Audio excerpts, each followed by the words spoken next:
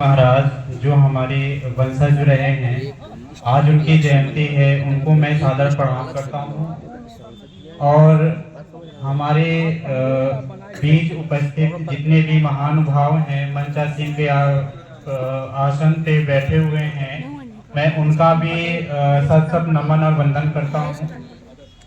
और सबसे बड़ी बात तो ये है कि हमारे समाजवादी पार्टी के राष्ट्रीय अध्यक्ष माननीय अखिलेश यादव जी को भी बहुत बहुत धन्यवाद देना चाहता हूं कि उन्होंने ये शिव अवसर प्रदान करके आज हमारे समाज की बात अगर करें हम तो कि आज तक कभी किसी राजनीतिक दल ने ये चीजें मतलब ये अप्रूवल दिया ही नहीं।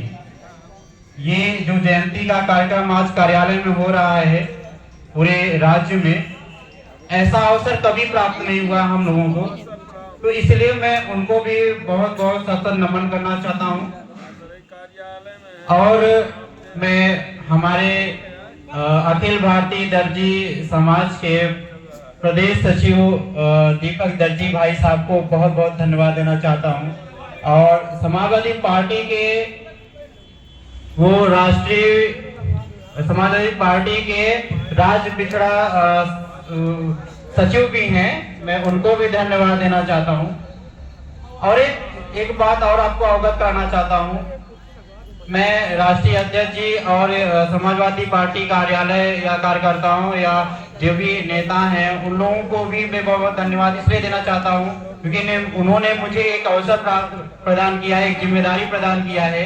मैं पिछड़ा आयोग से उपाध्यक्ष भी चुना गया हूं इस बार। मैं इसके लिए दीपक भाई और सब लोगों को बहुत बहुत धन्यवाद देना चाहता हूं।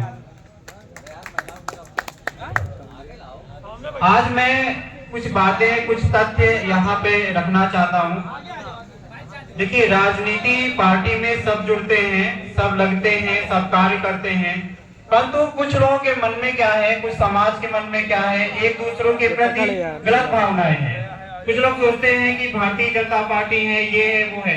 ये समाज की मीटिंग है, समाज है। समाज में हमें सही गलत की पहचान रखनी चाहिए, मुझे ऐसा लगता है। हम आज मैं जमीनी स्तर की बात करता हूँ, ग्राउंड लेवल की बात करता हूँ। ग्राउंड लेवल में जितने भी कुछ लोग हैं, हमारे कार्यकर्ता समाजवादी पार्टी के कुछ कार्यकर्ता हैं जो बहुत मेहनत करते हैं। आज उसी का परिणाम है कि जो कौशाम्बी जिले में तीनों विधानसभा और सांसद भी हमारे यहाँ से हुए हैं। और ये हमारे मेहनत और जमीनी स्तर पे कार्य करने का काम है। मैं आपको एक बात और बताना चाहता हूँ कि लोग कहते हैं धर्म अधर्म की लड़ाई है, जैसे महाभारत में धर्म अधर्म लड़ाई हुई है, आज भी वही धर्म अधर्म फैला हुआ है।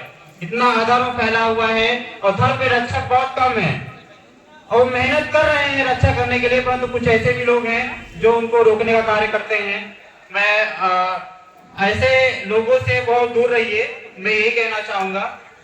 और लोग यहाँ, मैं कौशाम्बी जिले की बात नहीं करता, मैं कुछ जगहों पे जहाँ मैं घूमा हूँ, बहुत भ्रमण किया हूँ, वहां की बात करता हूँ। जैसे पहले ईस्ट इंडिया कंपनी आई थी और ईस्ट इंडिया कंपनी जो अंग्रेज आए, ईस्ट इंडिया कंपनी का स्थापना किया और उन्होंने लोभ लालच दे करके लोगों को अपने तरफ आकर्षित किया और आकर्षित करके आज हमारा देश गुलाम हो गया। आज ऐसे ही हमारे समाज में भी है।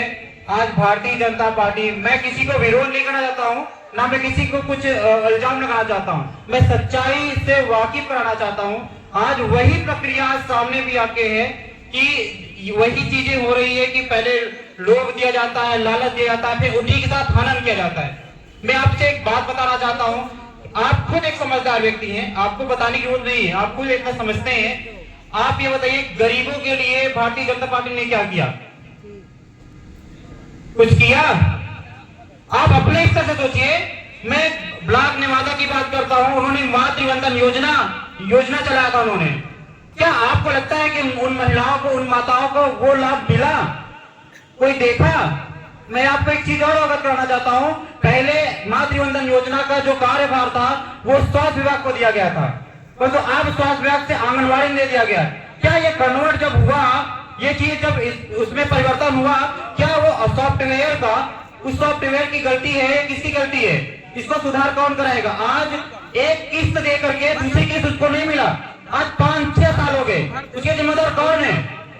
एक महिला जो अपने, जिनकी हम संतान है, आप संतान है, सब संतान है, आज वो माता, भारत माता है, भारत माता की तरह हर महिला, हर जननी, कोई माँ होती है, कोई बहन होती है, कोई कुछ होता है, आज उन्हीं की कोख से हम जन्मे हुए हैं। आज उनके साथ हनन हो रहा है, उनके साथ शोषण हो रहा है, इसके जिम्मेदार कौन है? हम और आप हैं। हम अब आप क्यों हैं? क्योंकि हम लोग ये नहीं देखते हैं ना, हम लोग समझते ही नहीं है। हम लोग तो ये देखते हैं भारतीय जनता पार्टी बहुत अच्छा है, हमको वोट देना चाहिए तो देना चाहिए, पर कभी आप सोचते हैं वो बड़े बड़े उद्योगपतियों के लिए राजनीति है? आपने कभी देखा है कि ऐसे लोगों को उन्होंने नेता कभी बनाया है? नेता हमेशा उस व्यक्ति को बनाया गया है जो पैसे से, हर चीज से वो बलवान है। और एक गरीब व्यक्ति को कभी नेता बनाते हुए आपने देखा है? और आज ये समाजवादी पार्टी हमारे दीपक भाई को आज इतने बड़े स्तर के नेता बना करके ये साबित कर दिया है कि आज हर निम्न वर्ग के लोग, हर गरीब वर्ग के लोग, हर पीढ़ी वर्ग के लोग, सबको सम्मान है, सबका स्वागत है। यहाँ पर किसी का ऐसा नहीं है कि जिसका स्वागत ना हो। और मैं ये चाहता हूं कि हर व्यक्ति ये चीज समझे, आज नहीं जागेगा तो कभी नहीं जागोगे। आज भी आज उसी का फेरा लेते चलोगे तो आज भी उसी कीचड़ की तरह, दलदल की तरह रहोगे जहां पर उसका कोई सम्मान नहीं है। आज हम लोगों को जो बड़े बड़े नेता होते हैं वो क्या सोचते हैं? कीचड़ समझते हैं। अगर आप उससे बोलते हो ना, एक आपने सुना होगा कि एक स्वामी रामतीर्थ की कहानी थी, आपने पढ़ा भी हो, किताबों में पढ़ा होगा। उसमें एक बच्चा जाता है, कहता है कि मामा मामा आप यहाँ पर आए, उनका स्वागत किया। अब जबकि वो जानते तक नहीं थे, बोला बेटा मैं यहाँ पर, मेरा तो कोई भांजा है ही नहीं है, ना कोई बहन है, तो यहाँ पे मैं मामा कैसे हुआ? तो उन्होंने कहा कि मैं, आप जो प्रयागराज गए थे वहां पे मेरी माँ को आपने बहन माना था, मैं उन्हीं का लड़का हूँ। और ऐसे कह करके वो बोला कि चलिए मेरे घर, आप चलो, मैं अपने बहन से मिलवाता, अपने माँ से मिलवाता हूँ। और ये चीज बता करके वो लेकर के बरगला लेके जाते हैं वहां पर। और जाने के बाद क्या बोलता है कि ऐसा है मामा जी, अगर आप यहाँ पर आए, गंगा स्नान नहीं किए तो मानो कुछ नहीं किए। और उन्होंने क्या किया? कपड़ा उतरवा दिया और वो गंगा स्नान करने लगे, और वो लड़का कपड़ा लेकर फरार हो गया। और जब वो बाहर निकलते हैं तो पूछते हैं, भैया वो लड़का कहाँ गया? कौन? कहा जिसके हम मामा हैं। ऐसे ही आज भारतीय जनता पार्टी के नेता होते हैं जो आपके यहाँ पर आते हैं, आपको लोभ देते हैं, लालच देते हैं, और लालच देकर वोट खींचते हैं। और जैसे वोट पड़ जाता है, वोट खींच जाता है, वैसे ही सारी जिम्मेदारी खत्म हो जाती है। हाथ ढूंढते फिरते हैं उनको, कहाँ है नेता वो? आज विनोद कुमार सोनकर यहाँ के सांसद हैं, मैं सांसद थे, अगर मेरी आवाज, अगर उनके जितने भी कार्यकर्ता है वो सुन रहे होंगे, मैं उनसे पूछना चाहता हूं, आपने कितनी बार भ्रमण किया है? कितनी बार भ्रमण किया, कितनी बार चौपाल बैठाया, बताइए? पर हमारे माननीय सांसद जी हर गांव जाकर के वहां पे चौपाल बैठा करके सबकी जनता सुनवाई करते हैं, सबके साथ एक समान व्यवहार करते हैं, एक समान सुनवाई होती है। क्या कभी आपने ऐसा सुना है? कभी ऐसा कोई नेता रहा है? नहीं रहा है। इसलिए अब जागने का समय है। आप सोइए मत, उठ जाके मुसाफिर, भोर भय अब रैन कहा जो सोवत है।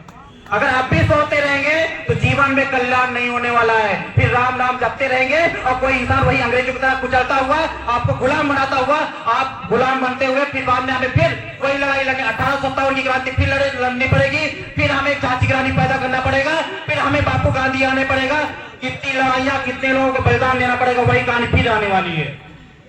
इसलिए मैं आपको अवगत करना चाहता हूं कि हर व्यक्तियों को, हर समाज के बंधुओं को मैं ये अवगत कराना चाहता हूं, अब जागो। और आज मैंने जो बात बताई है ब्लॉक नेवादा की, ये ब्लॉक नेवादा की नहीं है। अगर हम इसकी आकलन करेंगे तो हर ब्लॉक में ऐसा हुआ है, शोषण हुआ है, महिलाओं के साथ शोषण हुआ है। हमें इनका इस बात को माननीय सांसद जी को भी बताना है, इसको सांसद में भी लाके खड़ा करना है, मीडिया के सामने बताना है, दुनिया को बताना है कि ये भारतीय जनता पार्टी क्या कर रही है। इसका जवाब कौन देगा? मैं इसलिए नहीं कह रहा कि मेरे साथ ऐसा हुआ है, मेरी बहन मेरी बहन की एक लड़की है, आज 5 साल की हो गई है, परंतु आज तक उसको एक लाभ नहीं मिला। क्यों नहीं मिला भाई? फार्म भरवा के एक किस्त मिला, दूसरी किस्त क्यों नहीं आई? और जब मैं वहां जाता हूँ तो कहते हैं कि आंगनबाड़ी में चला गया है, आंगनबाड़ी में कहता है मेरे पास रिकॉर्ड नहीं है, नो रिकॉर्ड फाउंड। सिस्टम बताता है नो रिकॉर्ड फाउंड। अरे नो रिकॉर्ड फाउंड बताता है तो इसकी जिम्मेदार कौन है?